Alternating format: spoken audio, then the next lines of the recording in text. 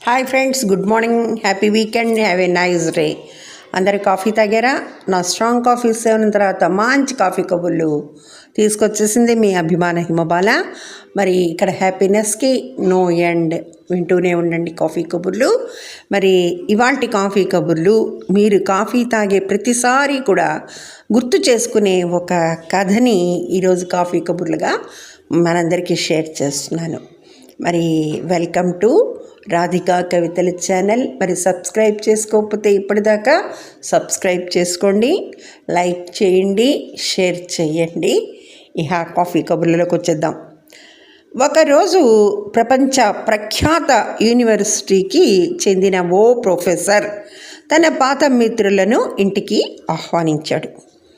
వాళ్ళంతా కూడా జీవితంలో మంచి స్థాయికి ఎదిగిన వాళ్ళే.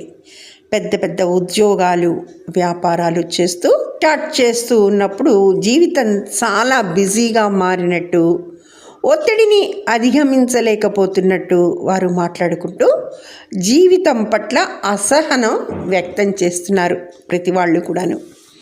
ఆ మాటల మధ్యలో నుండి ప్రొఫెసర్ కిచెన్లోకి వెళ్ళి కాఫీని అందించే విధానం కొంచెం ప్రత్యేకతని సంతరించుకుంది.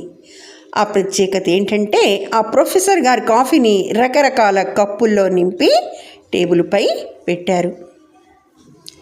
వాటిలో కొన్ని పూలవి, కొన్ని సాదాసీదా రంగులవి, కొన్ని తెల్ల కప్పులు, కొన్ని రంగురంగుల కప్పులు, ఈ విధంగా కప్పుల్ని అమర్చి ఉన్నాయి.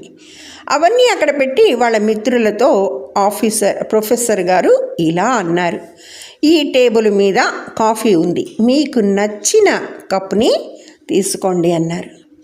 అందరూ ముందుకు వచ్చి ఎవరికి నచ్చిన కప్పు వారు తీసుకొని కాఫీ తాగుతున్నారు.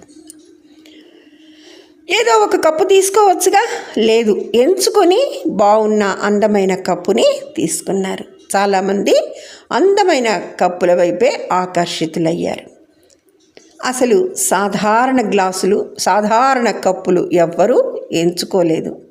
అంతా కాఫీ తాగుతుండగా ప్రొఫెసర్ గారు చిన్నగా నవ్వుతూ ఇలా అన్నారు: మీరు అందరూ మంచి కాఫీ కోసం వచ్చి ఎంచుకున్న కప్పుని బట్టి జీవితం కూడా అలానే. జీవితం అంటే కాఫీ. గ్లాస్, కప్ అనేది మన ఉద్యోగం, డబ్బు, ప్రాపర్టీ, హోదా. ఇవి మన జీవితానికి ఓ ప్యాకేజీ మాత్రమే. కానీ మనం చాలాసార్లు కప్పు మీద దృష్టి పెడతాం, అందమైన వాటికి ఆకర్షితులమవుతాం. అదండి కాఫీ కబుర్లు. కాఫీని అంటే అసలైన జీవితం, దాని సారాన్ని ఆస్వాదించటం మర్చిపోతాం. సాదాసీదాగా జీవించండి, దానిలోనే ఆనందం ఉంది. బయటి హోదాలు తాత్కాలికం, మీలోని ఆనందం శాశ్వతం. ఇతరుల లైఫ్తో పోల్చుకోవద్దు. వారి కప్పు మినహాయించి అందరిది అదే కాఫీ. ఇకపై మీరు కాఫీ తాగే ప్రతిసారి ఈ కథను గుర్తు చేసుకోండి. అది కాఫీ లాంటిది జీవితం. Thank you very much. Have a nice day. మళ్ళీ సండే మార్నింగ్ కాఫీ కబుర్లతో కలుసుకుందాం. మీ హిమపాల.